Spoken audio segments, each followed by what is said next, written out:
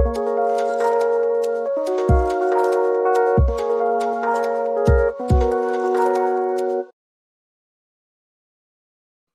this is Zach Brooks with World Transplant Athletes, tips and tricks by and for transplant athletes anywhere, anytime, and online. If you have a body with a new body part and you can move, you are a World Transplant Athlete. As a two-time kidney transplant recipient and frequent participant at local, national, and world transplant games, I always wonder, how do other recipients take care of their health and prepare for competitions? Well, for me, there's only one way to find out, and that's to learn from the most inspiring transplant athletes in the world. Today, I have Grey Brett from Canada. Grey, welcome to the show. How are you today? Oh, thanks so much. I'm amazing. I really appreciate the opportunity to have this conversation and to hopefully reach a larger audience. So thanks very much. How are Yeah, you? yeah, I'm very well, Grey. It's really good to see you again. I like to follow you on Facebook and Instagram and see your movement work. So it's fun to actually have a synchronous communication with you. So it's really cool to see you today. I So really appreciate that. Thanks. what I like to do before I get started, just 1 second while I get my computer charged here. Sorry for anyone watching this thinking this is a perfectly production. Always, that's just how it is. I need to charge my computer. So before I get going, I really like to get audience members to get to know you through a few warm-up questions. So I have 4 warm-up questions, and then we'll get to your tips. And thanks so much for sending Okay. your tips. So the first question I have for you is, which transplant did you have? I had a liver transplant on June 20th, 2015. So if you're doing the math, that's just a few days over 6 years ago. Wow, congratulations. Thank you. Question number 2, if you had to summarize your entire transplant journey in one word, what would it be? Transformational. Why transformational? Well, I just look at my life before my liver transplant and my life since my liver transplant. And I had a great life before my transplant. I was doing a lot of stuff, having a lot of fun. But I really look at the opportunities that I've been met with, and the other people, the transplant recipients that I've met at the World Transplant Games. I look at the things that I'm up to these days, and it's vastly different than what I was doing before. And I have a new focus and a new motivation, and it's everything transplant, sport related, organ donation, awareness related. It's just given me a real good purpose in life. It's given me new vision as well. So I no longer look at some things as being important as they were before, and some things that weren't really important before are extra important now. So it's transformed my life. Absolutely, 100%. Yeah, I remember after my first transplant, people said, "Oh, you must have so much perspective," and it took me to at least over a decade to figure out what my perspective was that I actually gained from all of it. And I think that for me, I'm much more patient with many things in life, and I'm way less patient with certain things. Like I'm much more of a compassionate person for, people who are going Yes. through difficult things, health-wise or otherwise. But sometimes I'm less patient when it comes to, you know, colloquially BS, right? Just things seem not to matter. So that's, yeah, I've kind of tapped into how you said there's certain things that are important now that they weren't, before they were important, now maybe not as much. So I certainly Yeah. agree with that. So the third question I have, the warm-up question I have for you is, what was your first exercise post-transplant? Well, it wasn't much. I left the hospital in a wheelchair. All my muscles had atrophied, and I couldn't walk. So really, I started out with baby steps, just walking down the driveway, trying to build that strength back up. And then I had the idea to get back into a pool. I had been a swimmer when I was young, but I got back into the pool, and it was something about the buoyancy. It took the weight off my joints, and it allowed me to build the muscle in a bit of a less taxing way. So swimming is the real first sport or activity that I got into, other than walking. So yeah, so your first sort of mini exercise is walking to the end of the driveway and back. How long was it Yes. before you were able to swim, get in the pool? How many months until you got in? I think I was in the water about a month and a half after Okay. my transplant. Yeah, it seems pretty typical. I mean, you need 6 weeks to a couple months to kind of get back into it. So, I was worried about the water getting in my scar, of course, yeah, and leaking inside. yeah, of course, that makes a lot of sense. You want to let that heal. So Yes. the final warm-up question I have for you: in which activities do you regularly participate? I'm in love with everything movement related. So I like to get down on my hands and knees and play around on the ground and do acrobatic things. I like to do a lot of body weight exercises. I swim. I swim a lot. I'm a competitive swimmer now. That's what I compete in at the World Transplant Games Mhm. as a swimmer. But I'm also being a lifelong martial artist. So it's a little bit of all of that. Yeah. So, what are your just before I forget? What are your Facebook and Instagram uh, profile names? Because if people want to check out your movement you post every once in a while, it's pretty cool to watch, especially for a trans Oh, athlete. I really appreciate that. I'm Grey, Grett, Grey Brett, on Facebook and Instagram. It's chasing underscore greatness, but greatness is spelled GREYTNESS. I've made greatness my own. Cool. I'll tag you when I post this. So let's get Thank now to you. the part of this conversation, which I'm really excited about, the tips and tricks. You shared your tips with me a few weeks back, and I like to Hmm. from top to bottom, and then we'll go back to the top, and you can walk us through each of them. And what strikes Sure. me about your tips, Gray, is that they're so non-movement related. So I'm really excited to unpack these with you. So tip number one you have for everyone out there is to exercise, keep a gratitude journal. Number two, Hmm. do breath work. Number three, Hmm. meditate. Number four, be consistent, develop a daily practice. And number five, replace motivation with discipline. So this is super exciting because no one really talks like this. So I'm excited to hear what you have to say. And I'm always thinking about a person waking up today in a hospital having their transplant. So number one, Brett, why is to exercise, keeping a gratitude journal so important to you?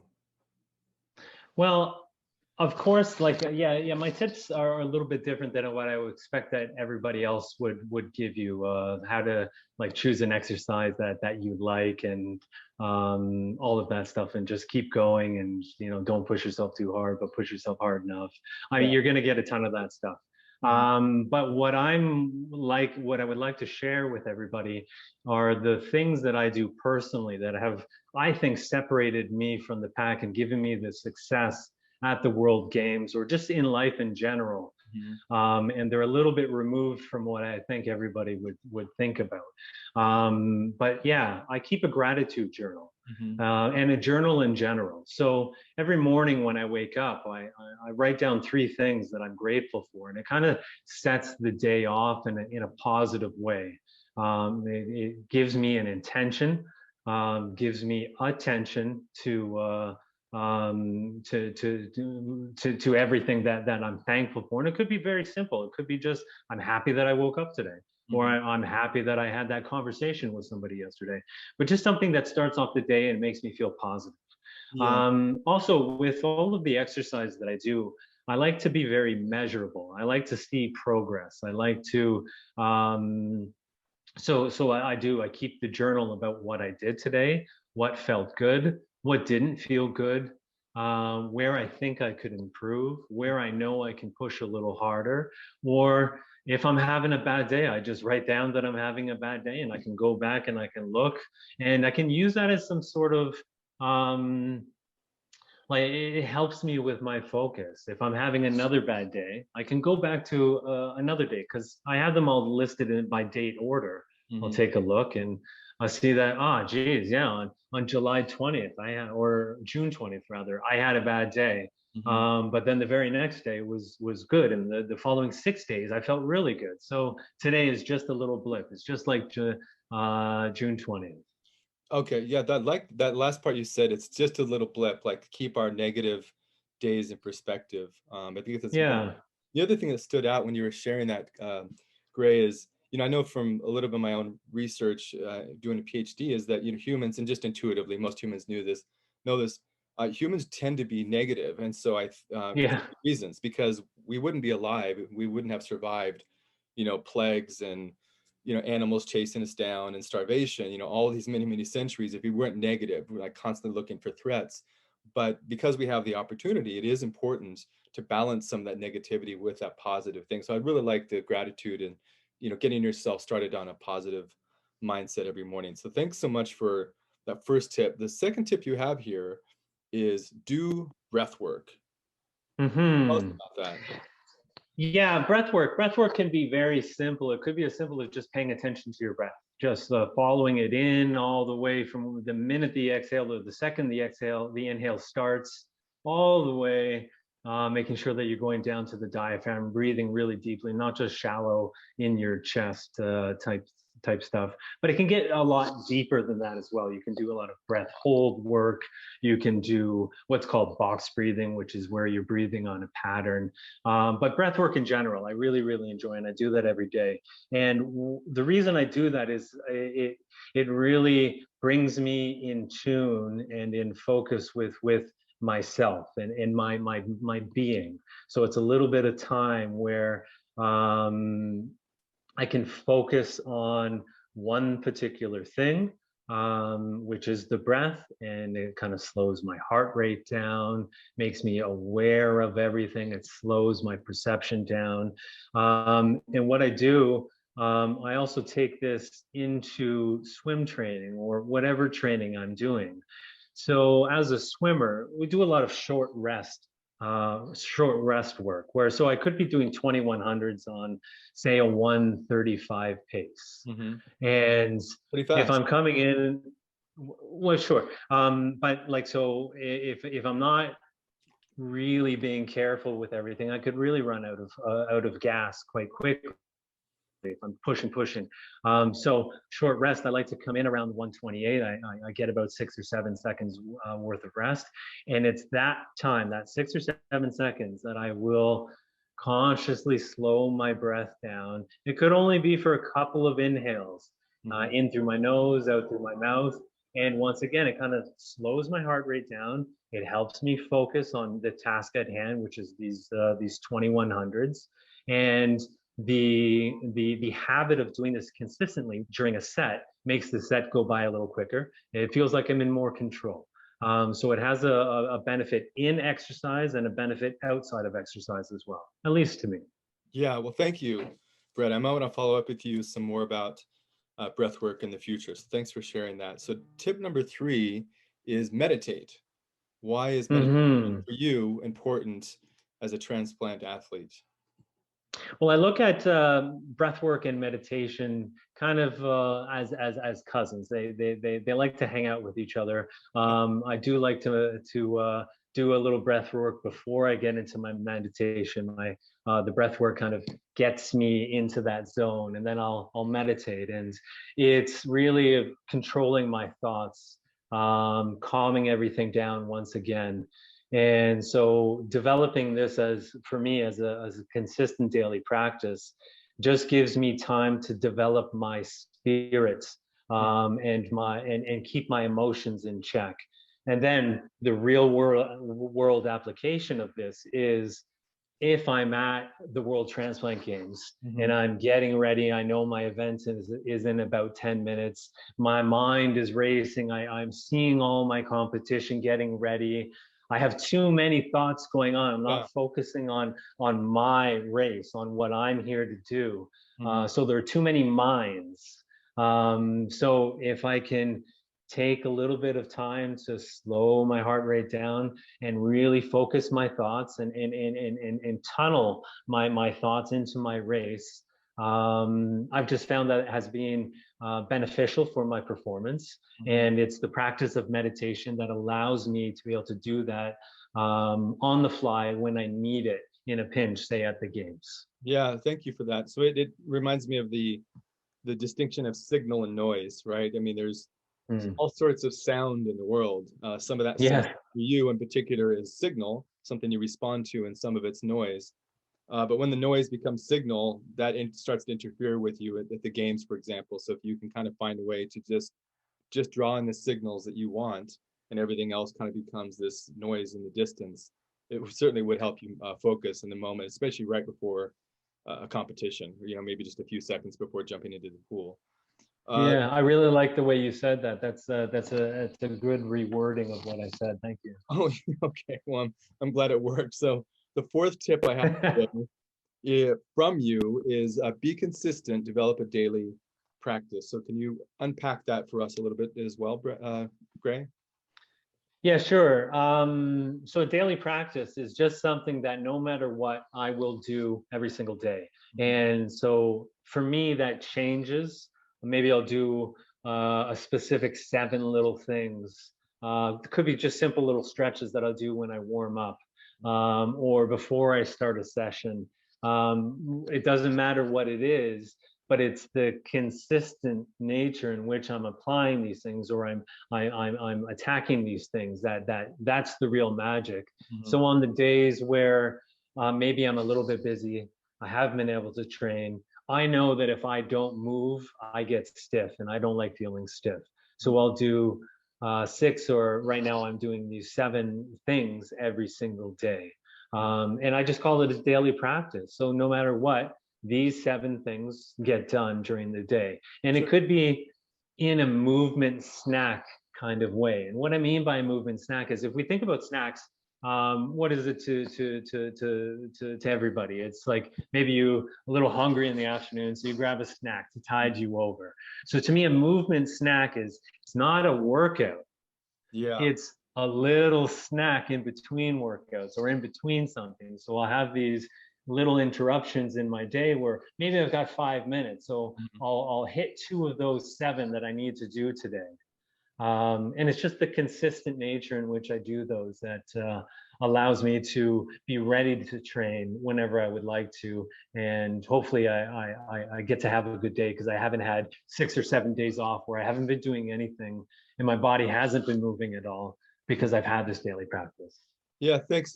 I've done a few of these interviews now over the years, and this is the latest version of it. And a lot of athletes talk about consistency. And what I find really fascinating about this tip is that, it's easy to say, but in fact, it's that daily discipline. It's extremely hard to do. So, I find that particular conversation with athletes is a fascinating one. What gets them to be consistent every day, which kind of segues very well the final tip from you. And the final tip from you, Gray, is just really an awesome sort of concept. So I can't wait to talk about this one, which is number 5, replace motivation with discipline. So where did you come up with this? How have you implemented it? I mean, talk about this one as much as you want, because replacing motivation with discipline just sounds like a semi-radical concept.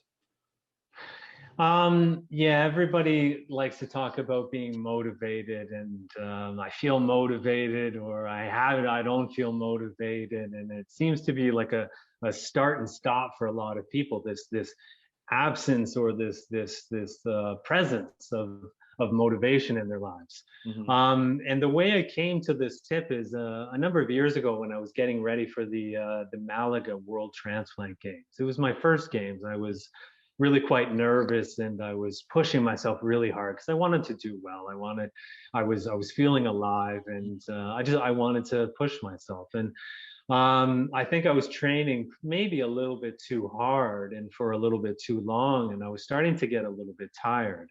And I swim with a high performance swim team. There's a couple ex-Olympians on the team, some world masters champions, and so it's a very good team. And my coach is a very good coach.